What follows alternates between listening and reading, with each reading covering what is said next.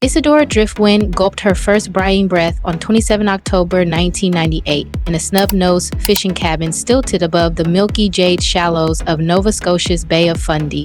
Outside, the lowest tides on Earth were wrinkling red mud into cathedral spires, and her mother, a wander-happy soul fiddle busker who hides pressed sweet fern leaves inside her rosin cloth, eased a sleepy jig that rattled chipped mason jars along the pantry's shelf. Her father, a night shift tidal bore pilot who sketches cloud porpoises on bar napkins between runs, bent so near their freckles blended and promised his newborn daughter that doc gossip, hoodie string insults, and size charts giving up at 14 would always turn tail for anyone tough enough to occupy her outline in full. Parrots had drifted through the Driftwind clan since a Mi'kmaq ancestor rewove eelgrass nets into powwow shawls, so nobody gasped when baby Isadora split her second flannel swaddle long before the kettle sighed.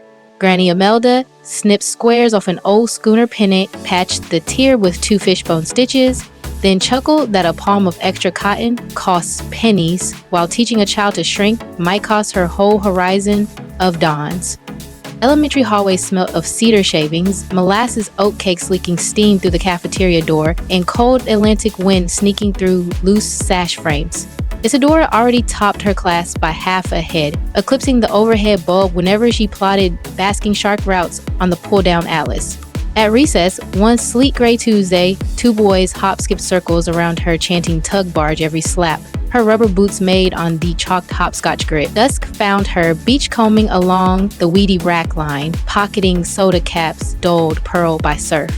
She threaded them on fishing leader, sewed the jangling spine down her spruce green hoodie, and breezed into class at dawn, scattering prism polka dots across the ceiling tiles. A visiting reading aide caught 12 jittery seconds on a loaner phone and posted the clip to a tiny corner of early web video. By lunch, 15,000 strangers cheered the girl who sandblasted teasing into lighthouse shine. That night, Isadora wrote a vow in violet crayon beside long division drills. Clouds crowd only until you flash them bright. Weekends belong to the tidal wharf, where her mother's fiddle slides tangled with diesel groans, clam basket bumps, and herring gulls lobbying for leftover squid. Ready-made jeans stopped cold at Isadora's thighs, so she swapped tip jar coins for rope scar gill net, unraveled it into soft cord, crocheted high-rise culottes, misted moon snail silhouettes with squid ink, and posed at marmalade sundown against iron bollards while her cousin snapped grainy photo. Every shot sailed into an online diary she called Lantern Wake. The same week, a glossy picture app rippled past patchy village cell towers. Captions skipped between dock slang and honest truths like curves anchor gale gusts, steadier than seawalls. 2 weeks before her 16th birthday, 51,000 unseen hearts tapped the tiny icon under each tangerine frame. Screens may have shrunk the world, but for Isadora, they turned cafeteria whispers into a drop of seafoam, gone before homeroom. A Bay Energy Fellowship hoisted her south to the University of Rhode Island, salt still in her hair. Days vanished in wave tank labs, nights belonged to a 24-hour chowder van glowing neon raspberry beneath salt-washed maples. The heat lamp doubled as her only softbox. Between scallop rolls, she filmed 90-second reels folding parchment into sea lavender hairpins while translating dart shaping in half lecture zing, half shoreline hush. An up-layered harbor seal barks on a lo-fi shuffle while she laced reflective lobster trap wire into thrift denim. 46 hours later, the counter hopped beyond 1.3 million. Seaboard Style blog crowned her the Chowdor Couturier. But every sponsorship offer stalled at size 16. She shuttled each message into a folder, labeled shrinking nets, white butter off her cuff, plated another order. Equinox Storms delivered an email from Columbia Sportswear. They invited her to co-design a spray show capsule named Board Tide.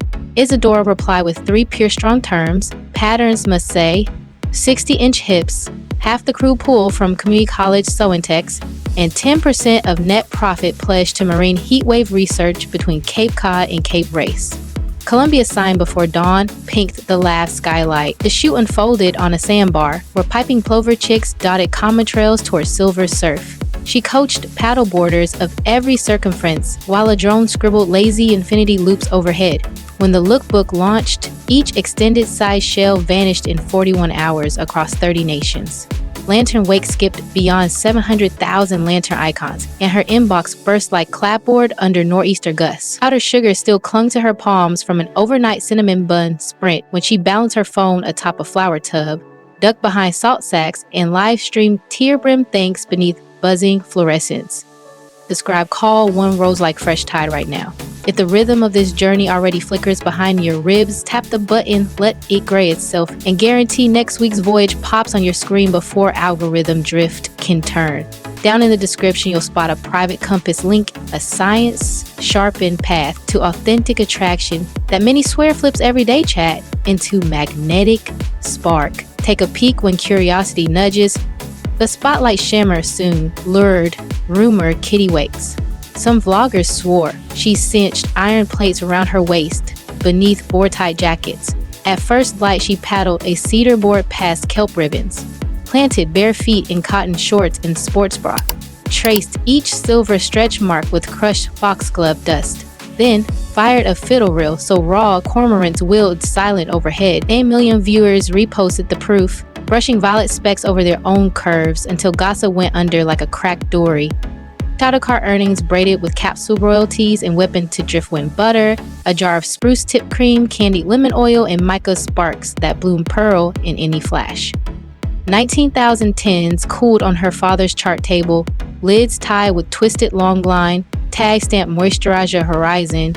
Stock evaporated in 82 minutes, netting $198,000. 20% seeded beacon grants, placing industrial surgers and hydrophones in plus-size teens' maker rooms from Moncton to Montauk. 8 months later, 36 grantee crews streamed a floating fashion and well-sung gallop aboard a retro trawler wrapped in solar bunting, sunrise colors splashing across classrooms from Kingston to Nairobi. Boston Seaport fashion nightman to New Jetty lore when a backstage blower shredded her peacock mesh gown from hip to heel 90 heartbeats before runway. Isadora yanked neon dock line off a rig post, laced the gash like boat hooks, and walked as if the splice lay there to sketch one. Shutters snapped like kettle corn, Vogue Atlantic christened the rescue rope cadence, and another million lantern lights flared before jazz horns cut the after-party hush. Trouble paddled back when a disgruntled aide leaked cropped emails implying she demanded scallop tower buffets and chauffeured zodiacs for her rescue puffin, Pilgrim. She posted the thread hole. Refillable water urns, lentil stew for crew, caption screens for deaf stylists. That month's affiliate tide, $136,000, flowed into biodegradable crab trap pilots off Grand Manon. Fans echoed her peer credo, receipts shine gentler yet brighter than rumor grit, until whispers crumbled into beach sand.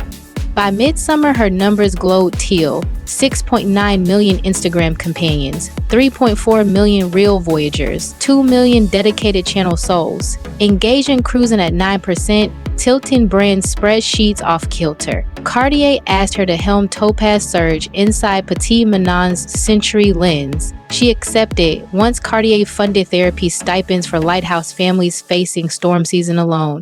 The final reel, her wrist scattering amber shards across iron ribs, stands today as Cartier's most saved short. Emily steadies her helm. Twice each month she streams Porcelain Groove. Mom loops drowsy chord swells beside a propane griddle. Dad recites cloud haiku about king tides. Isadora flips. Thrift denim while Pilgrim toddles through powdered sugar. One session crested 9 million views when the birds sneezed glitter on the camera. A Seabird refuge now sponsors every episode, tagging rehabilitated puffins with solar beacons bankrolled by Driftwind butter. Butter revenue skimmed past $12 million before Equinox number 2. She leased a dormant bait shed, carved skylights through corrugated tin, hired furloughed deckhands plus design grads to whip custard and knot lids by hand during midday fiddlehouse loops. Consultants begged for shrink seals, but she repeated Granny Imelda's law. Fingertips keep ledging where plastic forgets, and rope ties stayed. Her feed breeds real weather. Basalt buff portraits sit beside Chowdabian selfies captioned same sky, different tide. She shares breath tracks recorded in sea caves, printable resilience pages in English and Mi'kmaq, codes for sliding scale therapy, all tucked 3 swipes down. 133,000 followers call her shoreline honesty the first calm harbor they ever trusted. Community rides glitter under crushed shell flecks. Hundreds coast sunset levees wearing driftwind butter on collarbones, LED eelgrass tassels spinning from spokes. Ticket money fattens beacon grants and fits wheelchair snorkel rigs over spring-fed shallows. Chowder huts stew late. Haddock chow bowls lift 15% on ride nights. Isadora pedals lead on a vintage cruiser with pilgrim plush strapped forward, pausing to knot any rider's trailing lace before wheels roll again. She is finishing a memoir called Currents Keep Names, slated for 11-language rollout next spring, while a documentary crew follows her scheme to weld retired buoy chains into floating maker classrooms for peninsula schools. Puma's wide-to-wave lantern sneaker splashes next quarter, threaded with reflective rope and cushioned by algae foam, guiding 10% of revenue into beacon seabeds hugging the Atlantic rim. Second, subscribe. Whisper flows gentle as kelp. Hue shifts your button from red to quiet gray right now. Guarantee the next chapter reaches you before algorithms swirl. Remember, the description link posting the best love blueprint still waits. Use it tonight and thank me after the sparkle. Autumn nears and playback slows to slack water. Below this video, you will find fresh driftwind butter tins, beacon application portals, tonight's porch line playlist, and that private compass, the one mapping straight lines from first hello to lasting heart fire. All open, one tap away, no strings, only rope knots the old way.